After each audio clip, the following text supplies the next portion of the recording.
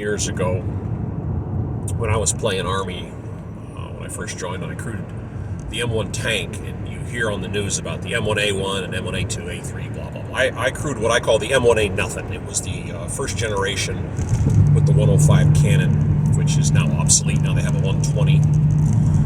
It's not a new vehicle. That tank's been around over 40 years now, and they've handed off some of them to the Ukrainians.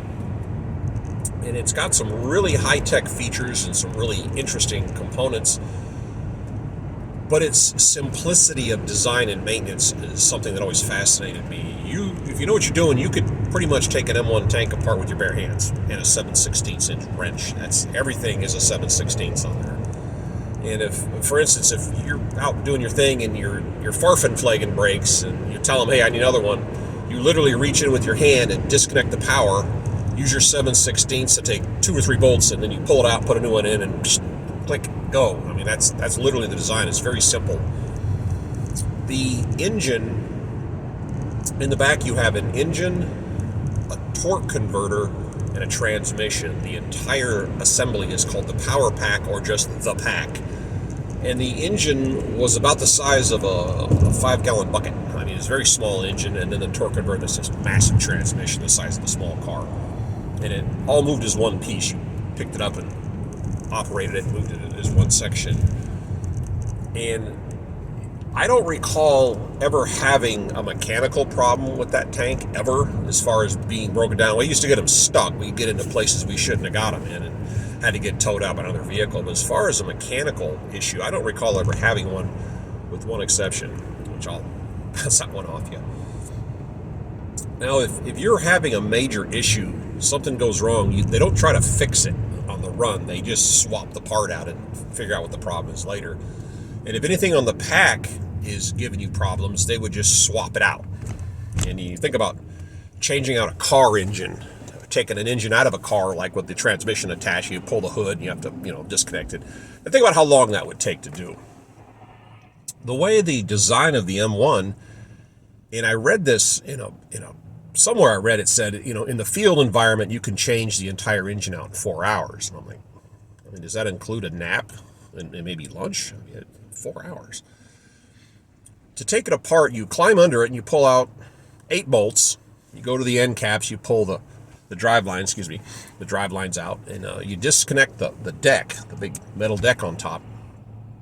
And back then we had what's called an M88 tank recovery vehicle. I don't even know if those exist anymore.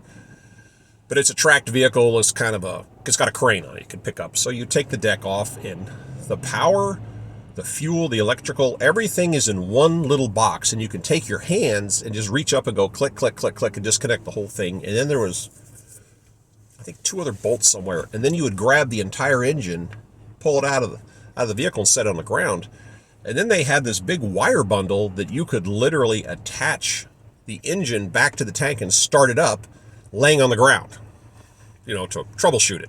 It's like, where in the world can you take an engine out of something and still operate, So they say, yeah, you're having a problem, you swap the packs out, bink, bink, and you'd put one in and drive off. And it was a pretty quick process if you had all the equipment, all the tools, and the vehicle available to lift it out. So travel back to Reforger 87. We were doing a railhead load during maneuvers. And a railhead is, they just have a big concrete ramp and they back up flatbed rail cars to it, and you drive the tank up on the ramp, and then you walk it slowly to the front of the line, and you get all the tanks on it, and you take them wherever. Back then, when maneuvers were going on in Europe, when we did maneuvers, the Soviets would send observers to watch. And when they did maneuvers, they would send NATO people over to their side to watch. It was the same thing. And I think it's just a mutual thing saying, yeah, these are maneuvers, we're just training, we're not going to war. I think that was the purpose behind it. But it was a mutual thing. And when the Soviets showed up, they warned us about them. They drive these ugly little limousine-looking cars. And it was called a Soxmus car. And I don't remember what that stood for, but they said, watch out for them, and don't do anything stupid, and just, be careful. So we're doing this railhead, and we're moving vehicles up. And the Soxmus car is sitting right there. I mean, like, right there. And the guy going up the ramp blows the pack which is the only time I've ever seen one break down. Right in front of this guy. He wasn't 30 feet away. And they're watching, and they got their cameras, are taking pictures, and it's like, everything just stopped. So we got a little crew together. I said, okay, we're going to do this NASCAR style. We're going to swap the pack. We got the two M88s, so we got the engine ready. We got this other one to pull the deck off, pull the engine out, We're gonna do this as fast as we can, and we've got an audience. All right. So we all get our tools, get our equipment, they go, and go. We ran over, disconnected, pulled the deck, pop, bang, smack, pow. And there's some tests you do after you swap a pack. We didn't do any of those. He just hit the start button, fired up, and he drove it up, and we acted like it was no big deal. It took us 8 minutes to swap out the entire pack and get the tank moving, which has got to be some kind of world record. And I just, again, pops into my head. And now to branch off of this topic, to the Ukraine war, they handed, whatever the deal was made, they handed them some M1s, or the older models, not the old models that I use, but old enough models, the M1. They trained them up. It's not overly difficult to learn how to operate that vehicle, but if you train in Soviet armor and then you go to American-made equipment, there's going to be a transition there. If you're ever watching these videos from the Ukraine war when they hit a Soviet tank, the turret goes into a low Earth orbit. Soviet/Russian built armor, the turret isn't actually attached to the vehicle. It's held on by gravity, which is one of the reasons when they pop, they go flying. It's it could be a 15, 20 ton turret, goes in outer space, and the ammunition is kept with you. You're in the compartment with the ammunition, so when the ammunition goes boom, you go boom with it. Bad design. Not good for the crew. The M1 has, the back of the turret's an ammunition compartment has a door that slams shut, and if you can see videos of that happening, and it has blow-off panels, which means it has some big plates on top with a couple of big bolts holding it on, and if you detonate the ammunition, the panels go off. And there's been a few M1s killed over there, and if you watch, there's always an explosion and a fire on the back of the turret, but the crew gets out. Whereas the Soviet built, designed armor, nobody survives. Which, that's their design. I made a video the other day and I said that neither side employs armor properly, and they don't. The tanks are offensive weapons. They're not defensive. They're not really supportive. They are offensive weapons. So you're here and you want to get there 20 miles away, 10 miles away, 50 miles, whatever the distance is, you get your armor, you bring it together in mass, and you charge at the enemy's lines. You're going to take some hits, but you don't slow down. You hit the enemy's lines, you go through their lines, and you keep going to the objective. Now you're in their rear areas. Now the people on the front lines are looking behind them going, I got people in front of me, I got people behind me, this is the bad place. And you rush to your objective, and then you fortify it, and then you go on the defense, and, everything moves.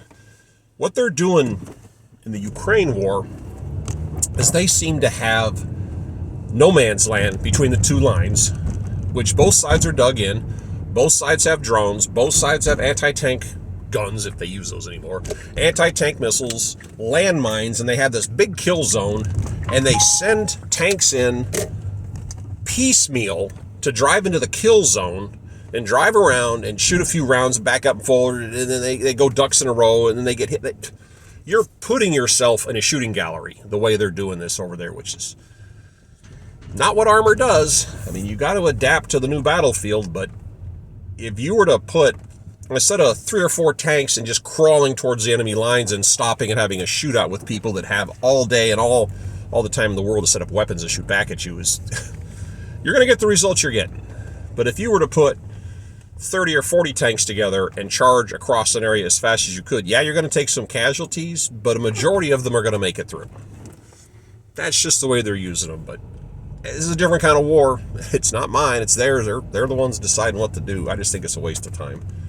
Not a lot of tank-on-tank action over there either, I've noticed. It's anti-tank and infantry engagements, but I don't know. Hopefully they'll come up with a plan here and get this thing over with. But such is life. All right. Just again, thoughts of the day. Take care.